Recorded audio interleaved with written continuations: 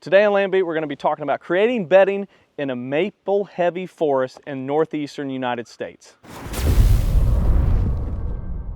I know there's many viewers out there that can see this forest behind me and can relate heavily to what this looks like. So today we're going to be talking about how to create bedding on this landscape for deer. And this forest is heavily dominated by maple. So it doesn't take you very far driving around the neighborhood to see sap lines from people harvesting maple syrup or maple sap to turn into maple syrup. So it's a big part of this culture, but this is a pretty common forest that you would see here. And as a deer hunter, you can probably realize that you're going to see a long ways through this forest. There's not a high quality cover component here.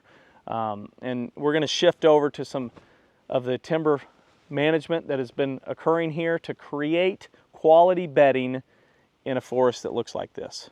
So you can see on a scale of 1 to 10, we're setting on a 1 or a 0 when it comes to bedding cover in this forest. If I stand right here, I'm going to list off the species and say we have dead ash from emerald ash borer, we have maple, and that's about it. We have a few other oaks dotted around, but it's really, really heavy maple here. And so we're going to shift into what we call a bedding thicket.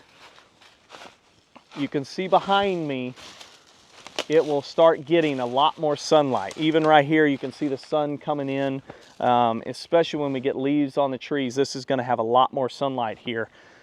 This is going into a 7. Probably a 7 on that score of 10 for quality bedding. The thing that would make this more an 8, a 9, a 10 would be better regeneration of forbs or briars. Currently, there hasn't been enough growing seasons to promote that growth. And there's almost too much debris on the ground causing a hindrance for deer to navigate through.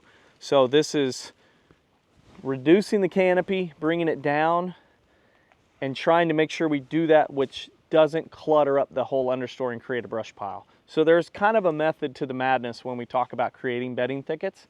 And in this maple forest, we're talking about a high stem count, a high basal area, which when we try to reduce that, that means the trees have to go somewhere. And in this case, they put many of them down, which now has caused a lot of debris. It's a lot of good cover, but they're probably more using the fringes and pockets within this bedding thicket. So if you are creating bedding in a maple forest in the northeastern part of the United States, Pennsylvania, New York, parts of Maryland, or even Ohio, you need to understand that if it's a high stem count, you may have to use a mixture of hack and squirt and cutting and hinge cutting or flush cutting and hinge cutting, so you get the debris on the ground to create that quality cover, but you don't put so much debris on the ground that you cause a big brush pile and the deer can only use the fringes.